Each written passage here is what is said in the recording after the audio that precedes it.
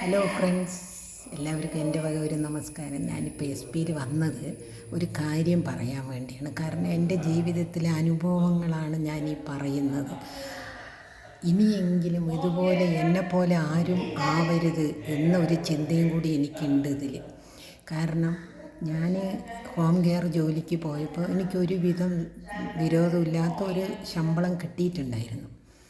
ഇനി എനിക്ക് കുവൈറ്റ് പ്രയാണം ഗ്രൂപ്പുണ്ട്, ഫ്രണ്ട്സുകളുണ്ട്. ഞാൻ ഒരുപാട് പേർക്ക് സഹായിച്ചിട്ടുണ്ട്, ഒരുപാട് കാര്യങ്ങൾ ഞാൻ ചെയ്തിട്ടുണ്ട്, നാട്ടിലാണെങ്കിലും കുവൈറ്റിലാണെങ്കിലും. പക്ഷേ ഞാൻ കുവൈറ്റിൽ അറബി വീട്ടിൽ നിന്ന് ചാടിപ്പോയി എന്നും പറഞ്ഞ് ജോലിക്ക് നിന്ന അറബി വീട്ടിലത്തെ പെണ്ണ് എന്നെ ഈ തരത്തിൽ ദ്രോഹിച്ചപ്പോൾ ദൈവം ചോദിക്കും, ഞാനൊരു തെറ്റും ചെയ്യാണ്ടാണ് ഇന്നിപ്പം ഞാനിവിടെ കിടന്ന് കഷ്ടപ്പെടുന്നത്. എൻ്റെ എല്ലാം നഷ്ടപ്പെട്ട് ജീവിതത്തിൽ വീട് ഇല്ല, എനിക്ക് ഇടാൻ ഡ്രസ്സില്ല. ഞാൻ വെറും കയ്യോടെയാണ് ഞാൻ കുവൈറ്റിൽ നിന്ന് വന്നത്. എൻ്റെ ആ ഒരു അവസ്ഥ അനുഭവിച്ചവർക്ക് മാത്രമേ അതറിയുള്ളൂ. അപ്പോൾ എനിക്ക് ഇന്നൊരവസ്ഥ, ഒരു സംഭവം ഇന്നലെ ഉണ്ടായപ്പോൾ ഞാനിത് പറയാതിരുന്നാൽ ഞാനത് എന്താ പറയുക, ശരിയല്ല, പറയണം എന്ന് തോന്നി. അതുകൊണ്ടാണ് ഞാൻ പറയുന്നത്. എൻ്റെ ഗ്രൂപ്പിലുള്ളവർ ഒരുപാട് പേരുണ്ട് ഗ്രൂപ്പിൽ.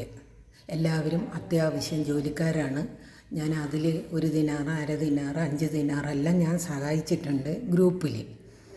പക്ഷേ എനിക്കെന്ന് പറഞ്ഞൊരു കാര്യം വന്നപ്പോൾ ഞാൻ ഫേസ്ബുക്കിൽ ഇട്ടിട്ടുണ്ട്, പേഴ്സണലായിട്ട് ഞാൻ സെക്രട്ടറിയോട് പറഞ്ഞിട്ടുണ്ട്. ഞാൻ കുവൈറ്റിൽ നിന്ന് ജയിലിൽ കിടന്ന് കഷ്ടപ്പെട്ട് ഞാനിവിടെ എത്തി. എൻ്റെ ഡ്രസ്സുകളെല്ലാം നഷ്ടപ്പെട്ട് ഞാൻ ഇട്ടിട്ട് വന്ന ജീൻസും ഷർട്ടും മാത്രമാണ് എൻ്റെ കയ്യിലുണ്ടായിരുന്നത്. ഞാനിവിടെ വന്ന് എൻ്റെ ബാങ്കിൽ കുറച്ച് പൈസ ഉണ്ടായിരുന്നതെല്ലാം എടുത്ത് ഞാൻ കുവൈറ്റിലെ കുറേ ബാധ്യതകൾ ഞാൻ തീർത്തു, കുറച്ച്.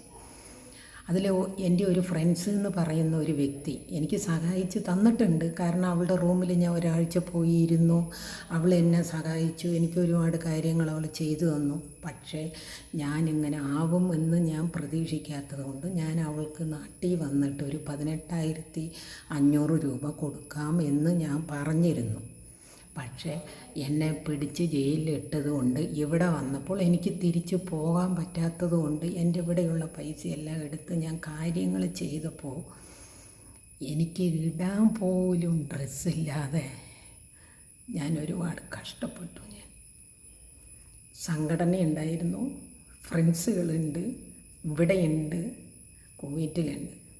പക്ഷേ എനിക്ക് ആരും 1 ദിനാർ കുവൈറ്റിൽ നിന്ന് 1 ദിനാർ അയച്ചാൽ എനിക്കിവിടെ ഒരു ബനിയൻ എടുക്കാമായിരുന്നു.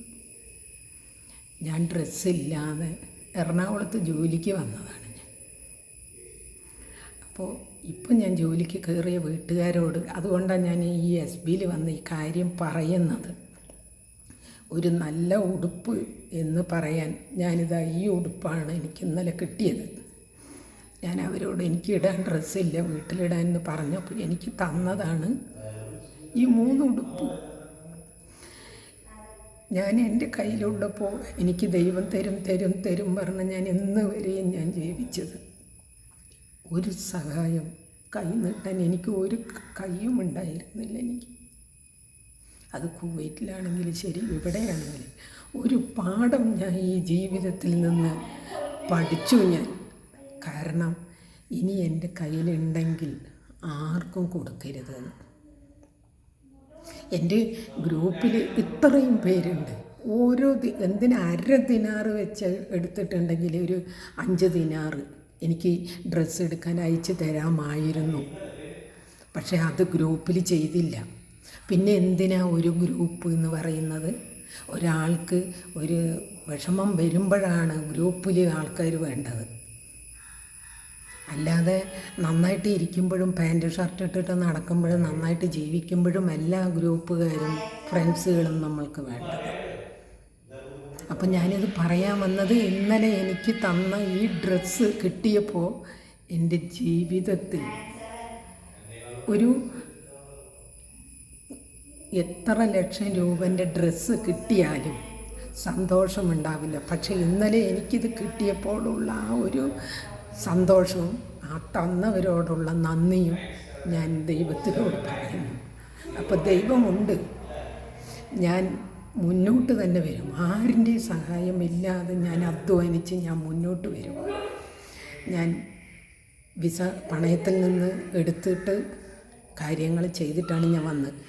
40,000 കൊടുക്കാനുള്ള അവിടെ ഞാൻ 25,000 അയച്ചു. എൻ്റെ കയ്യിൽ പൈസ ഇല്ലാത്തത് കൊണ്ടാണ് ഞാൻ അയക്കാതിരുന്നത്.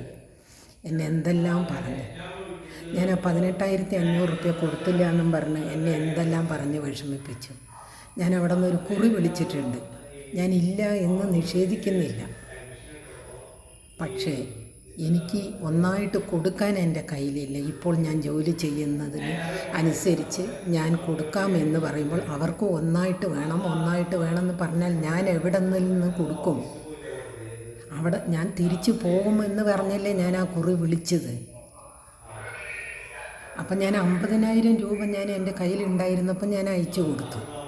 ഞാൻ പറയുന്നത് എൻ്റെ ശമ്പളത്തിൽ നിന്ന് 10,000 ഞാൻ എല്ലാ മാസവും ഞാൻ ഇട്ട് തരാം എന്ന് പറയുമ്പോൾ അവരത് പറ്റില്ല പറഞ്ഞാൽ എന്നാലും വേറെ നിവൃത്തിയില്ല. എനിക്ക് വീടില്ല, എൻ്റെ മക്കളെ കൊണ്ട് എനിക്കൊരു സഹായമില്ല, എനിക്ക് ഇരിക്കാൻ വീടില്ല. ഈ ജോലിക്ക് പോണ വീട്ടുകളിലാണ് എൻ്റെ രാത്രികൾ കഴിയുന്നത്. അപ്പം ഞാൻ പറയുന്നത് മനസ്സിലാക്കാൻ, ജീവിതത്തിൽ നന്നായി ഇരിക്കുമ്പോൾ ഞങ്ങളത് ചെയ്തു, ഇത് ചെയ്തു, ഇങ്ങനെ ചെയ്തു, അങ്ങനെ ചെയ്തു എന്ന് പറയുന്നതല്ല സഹായിക്കല്. ഒരാൾ കഷ്ടത്തിൽ കിടക്കുമ്പോൾ അവർക്കൊരു കൈ കൊടുക്കുന്നതാണ് സഹായം എന്ന് പറയുന്നത്. ഞാൻ ഇടാൻ ഡ്രസ്സില്ലാതെ എൻ്റെ മകൻ്റെ ബനിയൻ ഇട്ടിട്ടാണ് എൻ്റെ എല്ലാ വീഡിയോകളിലും നിങ്ങൾ കാണാൻ കറുപ്പ് പിന്നെ ബനിയൻ ഇട്ടിരിക്കുന്നത്. ഞാൻ ഇങ്ങനെ ഇരിക്കുന്ന ഒരാൾ എൻ്റെ ബനിയനിട്ടിട്ട്, എൻ്റെ മോൻ്റെ ബനിയനിട്ടിട്ടാണ് ഞാനിപ്പോൾ ഈ ഒരു മാസം ഇന്നലെയാണ് എനിക്ക് ഈ ഡ്രസ്സ് കിട്ടിയത്. അപ്പോൾ എൻ്റെ വീഡിയോ കാണുന്നവർക്ക് എല്ലാവർക്കും അറിയാം എൻ്റെ സ്ഥിതികൾ എന്താണ് എന്നുള്ളത്.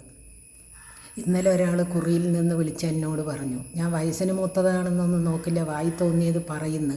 അയാൾ വായി തോന്നിയത് പറഞ്ഞതുകൊണ്ട് ഞാൻ കൊടുക്കാനുള്ള പൈസ എനിക്ക് കൊടുക്കാൻ പറ്റുമോ? എനിക്ക് സാധിക്കുന്നതല്ലേ എനിക്ക് കൊടുക്കാൻ പറ്റുള്ളൂ. നന്ദിയില്ലാണ്ട് കുറി വിളിച്ചുകൊണ്ട് പോയില്ലേ? എനിക്ക് നന്ദിയില്ലായില്ല. ഒരാളുടെ കയ്യിൽ നിന്ന് ഒരു സാധനം മേടിച്ചിട്ടുണ്ടെങ്കിൽ അത് ഞാൻ മേടിച്ചു എന്ന് തന്നെ പറയുള്ളൂ, മരിക്കേണ്ടി വന്നാലും. കാരണം എൻ്റെ അച്ഛനൊരു മിലിറ്ററിക്കാരനാണ്. സത്യസന്ധമായി ജീവിക്കുന്ന ഒരു അച്ഛൻ്റെ മകളാണ് ഞാൻ. എനിക്ക് കൂടുതലോട് പറയാനില്ല. ഡ്രസ്സില്ലാതെ വരെ ഞാൻ ബുദ്ധിമുട്ടിയപ്പോൾ ഒരാളും എന്നെ സഹായിക്കാൻ ആരും ഉണ്ടായില്ല.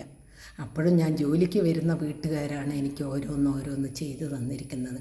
1.5 മാസമേ ഞാനായിട്ടുള്ളൂ നമ്മുടെ ഇന്ത്യയിൽ വന്നിട്ട് ജോലിക്ക് കയറിയ വീട്ടുകാർ. എൻ്റെ അവസ്ഥകൾ അറിഞ്ഞെനിക്ക് ചെയ്തു തന്നത് ഞാൻ ഈ 1.5 മാസത്തിൻ്റെ ഉള്ളിൽ ജോലിക്ക് പോയ വീട്ടുകാരാണ്. 15 വർഷം ഞാൻ കുവൈറ്റിലിരുന്നിട്ടും എനിക്ക് ഒരാളുണ്ടായിരുന്നില്ല. ഇടാൻ ഡ്രസ്സില്ല എന്ന് പറഞ്ഞ് ഞാൻ ബുദ്ധിമുട്ടി. എനിക്ക് ഒരു ദിനാറെങ്കിലും എൻ്റെ ഗ്രൂപ്പുകാർക്ക് അയച്ചു തരാമായിരുന്നില്ലേ? ഞാൻ ചെയ്തിട്ടില്ലേ? നിങ്ങൾ ഗ്രൂപ്പിൽ ഇന്ന ആൾക്ക് സഹായം പറയുമ്പോൾ ഞാൻ സഹായിച്ച് തന്നിട്ടില്ലേ? ചെയ്തിട്ടില്ലേ? അപ്പോൾ ഞാനൊരു തെറ്റും ചെയ്യാണ്ടാണ് ഇന്ന് ഞാനിത് അനുഭവിക്കേണ്ടി വന്നത്. അത് ദൈവം നോക്കിക്കോളും. എന്നെ ഇങ്ങനെ ചതിച്ചവൾക്ക് അത് ദൈവം കൊടുത്തോളും. ഞാനെല്ലാം ദൈവത്തോട് മാത്രമേ എൻ്റെ കാര്യങ്ങൾ ഞാൻ പറയുന്നുള്ളൂ. ഇന്ന് ഞാൻ ഹാപ്പിയാണ്. എൻ്റെ ജീവിതത്തിൽ എനിക്ക് കിട്ടിയ എല്ലാ ഡ്രസ്സുകളിലും മീതി ഞാൻ ഈ ഡ്രസ്സിന് വില കാണുന്നു. കാരണം എൻ്റെ സന്ദർഭത്തിൽ എനിക്ക് കിട്ടിയ ഒരു ഡ്രസ്സ്, അതാണ് ഏറ്റവും വലിയ മൂല്യമുള്ള ഒരു വസ്തു എന്ന് പറയുന്നത്. അപ്പോൾ എനിക്ക് ഗ്രൂപ്പും വേണ്ട, ഫ്രണ്ട്സുകളും വേണ്ട, എനിക്കിനി ആരും വേണ്ട. ഞാൻ ദൈവത്തിൽ മാത്രം വിശ്വസിച്ച് ജീവിക്കുന്ന ഒരാളായിട്ട് ഇനി ഞാൻ ജീവിക്കും.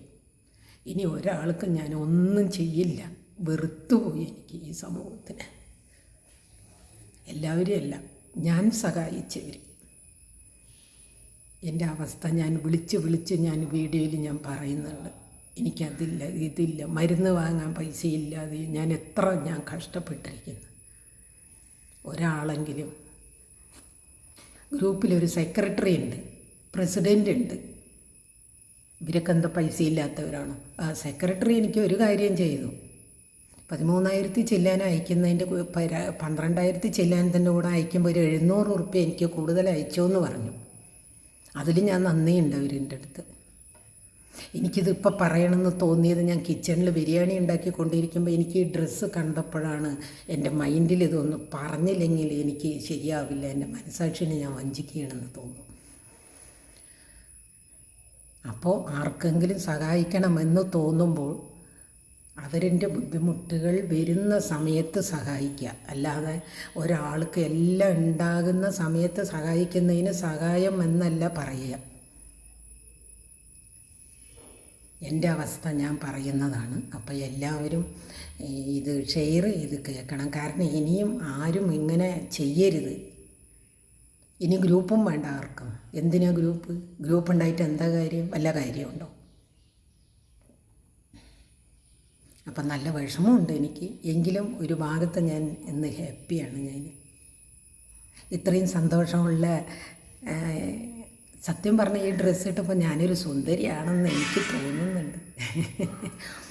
അപ്പോൾ ഈ ഡ്രസ്സ് എനിക്ക് നന്നായി ചേരുന്നുണ്ട് എന്ന് എനിക്ക് തന്നെ തോന്നുന്നുണ്ട്. അപ്പോൾ എല്ലാവർക്കും എൻ്റെ ഹൃദയം നിറഞ്ഞ ഒരു നന്ദി അറിയിക്കുന്നു. Okay, by.